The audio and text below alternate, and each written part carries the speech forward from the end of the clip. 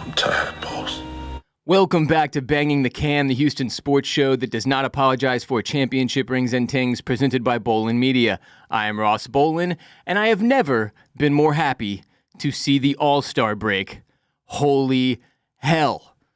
After going on the road with a cobbled-together lineup of misfits and rejects and sweeping the Los Angeles Dodgers, the Houston Astros came home and lost 5 of their final 6 games before the All-Star break finally began for a much-needed respite.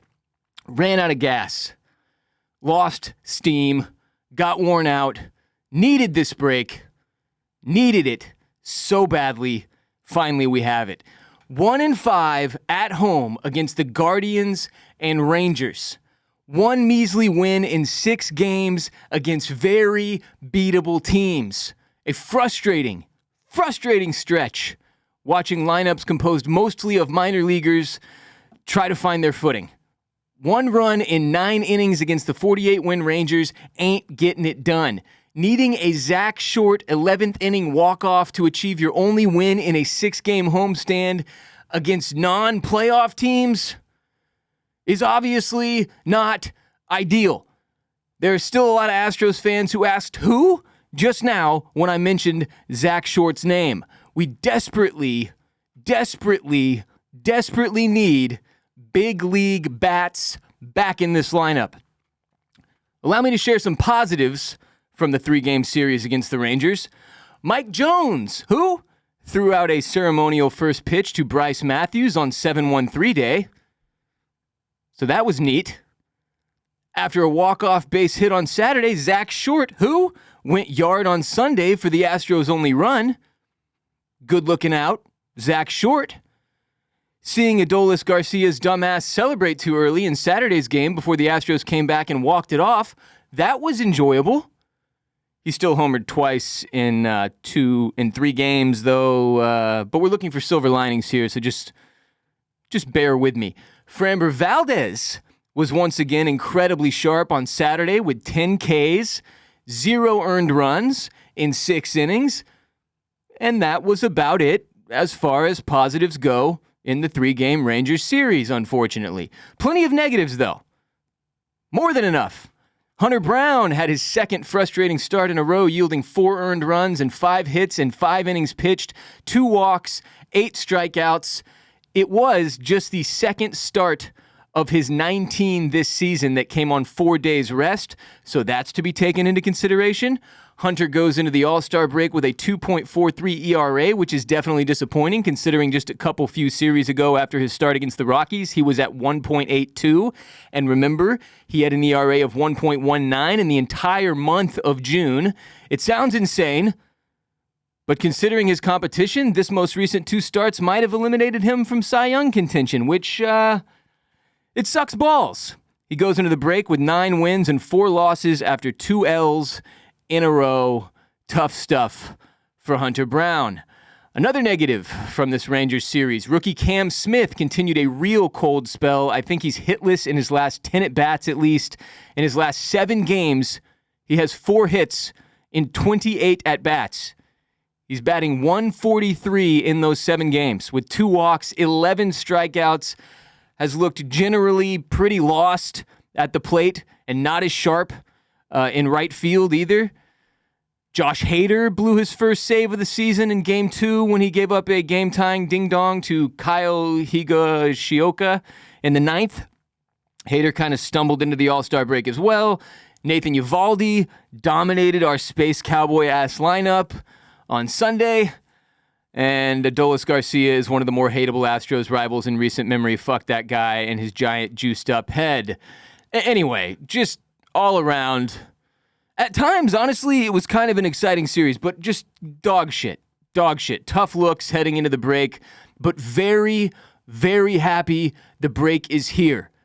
Because holy shit, do the Astros need it. Wow. Today's show is brought to you by Underdog Fantasy. Go yard all baseball season long with Underdog's Pick'em game. Underdog is a leading place to make all your sports picks, and you can play now in your state. Their app has over 100,000 five-star reviews and millions of players. To play, all you have to do is download the Underdog app and choose whether a player will go higher or lower on one of their stats. You can choose from things like home runs, strikeouts, total bases, and so much more. If you get your picks correct, you could win up to 1,000 times your money. So you could potentially turn $1 into $1,000 using just your baseball knowledge. Never underestimate the heart of a champion. What I normally like to do on Astros game days anyway is go into the Underdog app, click the MLB button, scroll over to the Astros game, and make plays on our specific game since I'm going to be watching it. Makes it a little bit more fun, you know? But right now we are obviously on the All-Star break, so I'm going in and playing higher or lower with Home Run Derby contestants for tonight. Rooting for my boy Brent Rooker. Got a promo where I'm taking him higher than 15.5 ding-dongs in round 1 of the Home Run Derby. Underdog has a bunch of different All-Star break promos in there over the next few days. Go check them out. Download the Underdog app and sign up with promo code BTC to unlock a special offer of up to $1,000 in bonus cash when you make your first deposit. That's promo code BTC. Must be 18 plus, 19 plus in Alabama and Nebraska, 19 plus in Colorado for some games, 21 plus in Massachusetts and Arizona, present in a state where Underdog Fantasy operates. Terms apply. Concerned with your play? Call 1-800-GAMBLER or visit www.ncpgambling.org. In Arizona, call 1-800-NEXT-STEP or text NEXT STEP to 53342. In New York, call the 24/7 HOPE line at 1-877-8-HOPE-NY or text HOPE-NY. So the Astros head into the All-Star break with 56 wins and 40 losses, losing 6 of their last 10 games, but still holding a 5-game lead over the division. For comparison, because who doesn't love to talk a little bit of comparison's sake, in 2021, the Astros were 55 and 36 at the break. In 2022, they were 59 and 32.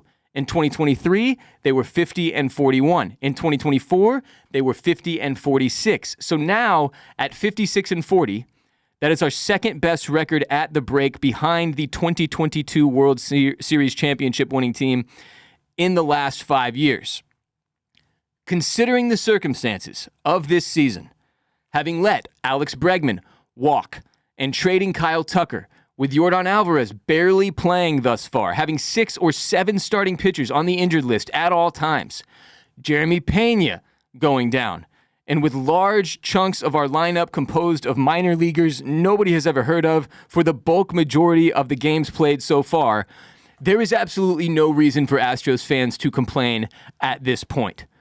This has been tough, rough stuff. The fact that they have held it together as well as they have and still maintain a 5-game lead in the division is absolutely huge, considering the players on the field, especially over the past couple of months.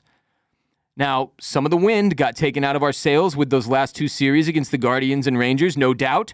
But this team, more than perhaps any team in the history of baseball, just desperately needed to get to the All-Star break, regroup, and roll on from there. Huge credit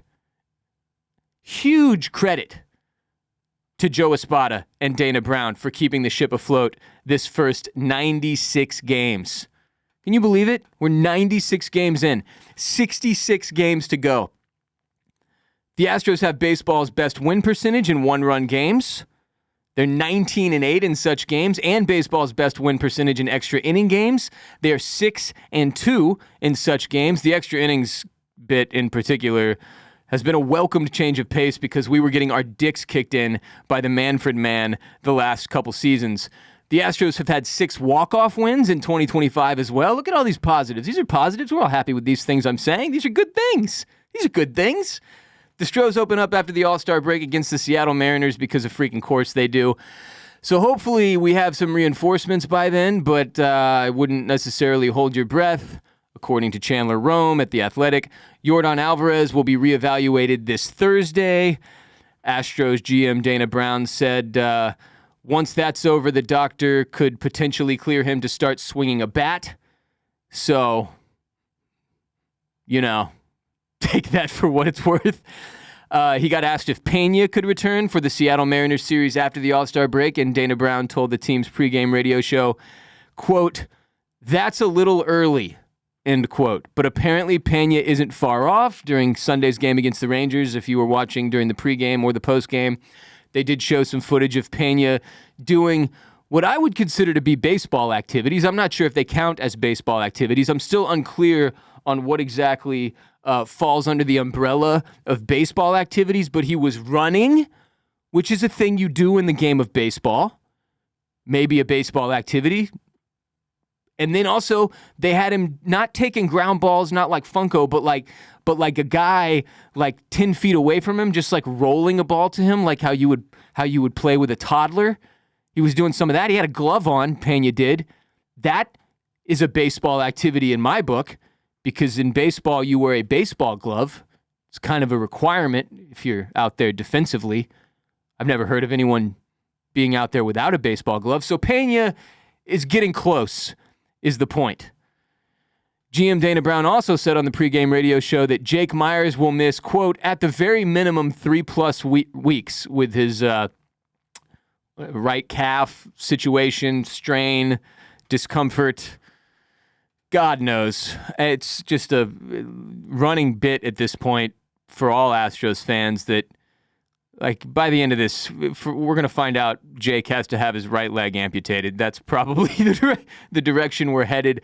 Legitimate fears around his Achilles. If you're on Astros Twitter, there's been a lot of talk of that. Who knows? But at the minute, 3 weeks, man, what the hell was he doing back out there? No news on whether anyone new has been hired to the medical staff. So, yeah, the Mariners, while we were getting our shit pushed in by the Rangers, the Mariners just swept the league-leading Detroit Tigers, by the way, to head into the All-Star break. Basically have the exact opposite momentum of what we have. Not ideal, but we made it. We survived. Still holding a 5-game lead over the AL West. Just have to rest and come back stronger. I would note Major League Baseball's draft also began yesterday. I'm not sure. I'm assuming it's a multi-day event like the NFL and other professional sports leagues, but we drafted some dudes. If you've been following the show for a long time, you are aware. I'm not huge on keeping track of the MLB draft or the farm system. I keep track of the guys that are on the field wearing Astros jerseys. Ironically, this year, many of them have been from the farm system. We basically, like I said repeatedly over the past couple weeks, been throwing out half of a Space Cowboys lineup every single freaking game. But if you came here looking to see me talk about the MLB draft, that's not really my bag, baby. I don't really mess with that. There are plenty of dudes who follow that stuff very, very closely online, Chandler Rome included. Great resources on the old interwebs if you're an Astros fan looking to read into the prospects that they pulled. I know we drafted like a high school shortstop that is signing with the squad as of me reading about it earlier this morning. I like him. He's a Mariners fan, ironically, or has grown up a Mariners fan. I can't remember his name. The point is, if you want MLB draft talk, you'll have to get that elsewhere. It's not my thing. I just can't do it. I don't know how y'all do it. I don't know how you normies do it, how citizens are doing it. Like, makes no sense to me unless you're a journalist and you have that kind of time. Like, how the hell are you keeping up with 162 games of MLB ball and then also keeping track of the freaking farm system? Especially, like, I would get it if it was back in, the 3-year stretch where we were losing 100 games a season. Like, that then, when you're looking for something to be positive about, it makes sense to me. I don't really get it when you're on a 10-plus year run of really competitive teams, winning multiple World Series championships and going to the World Series 4 times and winning the AL West every single season. And yeah, I just don't get it. You do you. I'm not hating. I'm just saying I don't have time for this shit. I don't have time for 18-year-olds, bro. We're pulling in 30-year-olds out of the minors. That's proof in the pudding right there of why I don't mess with this. It's too long-winded. It's too crazy. You got dudes in the minor league system who have been there for fucking 10 years just now getting their shot on the Stros and shit like that. Journeymen who have bounced around to 5. Zach Short's been on like 5 different teams. over a 5-year span. Most recently, he was with the Tigers. We picked him up after that.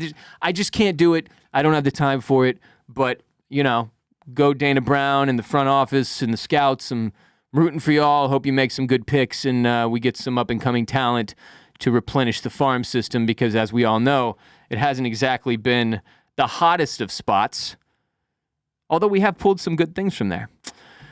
But that'll do it. That'll do it for today's show. Remember, we have new episodes dropping every Monday and Friday. Beginning of the work week, end of the work week. Bookends for the week here on Banging the Can. Our show is available on podcast platforms where some of you are listening right now, no doubt. But the best way to enjoy Banging the Can is on youtube.com/@bangingthecan, where you can get to see my pretty face along with a bunch of Astros memorabilia and bobbleheads and the cool visuals producer Kade provides for us and our show. Shout out to producer Kade. youtube.com/@bangingthecan. We keep these short, so it's not too big of a hassle. You can watch them on your lunch break. You can watch them while you're taking a deuce, dropping the kids off at the pool, if you will, at the old office, or, while your teacher's blabbering along in the classroom, throw in your AirPods. No, pay attention to your teachers. Learn things. That's important. Support our sponsors. Download the Underdog app and sign up with promo code BTC to unlock a special offer of up to $1,000 in bonus cash when you make your first deposit. That's promo code BTC. Terms apply. See details. On that note, please share the most unapologetic Houston sports show in existence with your friends and family. Follow us on all the social media platforms. We're at Banging the Can on TikTok, at Banging the Can on Instagram, on Twitter, on Threads. I don't think we're on Facebook, but I should probably get on that. At Banging the Can, everywhere. youtube.com/@bangingthecan. If you're watching, subscribe, like, leave a comment. All those things help us. Help grow the show. It means a lot to me. And tell those you know. I am Ross Bolen. You can follow me on Twitter and Instagram at WRBolen, and I'll be back Friday before Game 1 of the Mariners series. Until next time, H-Town, stay down.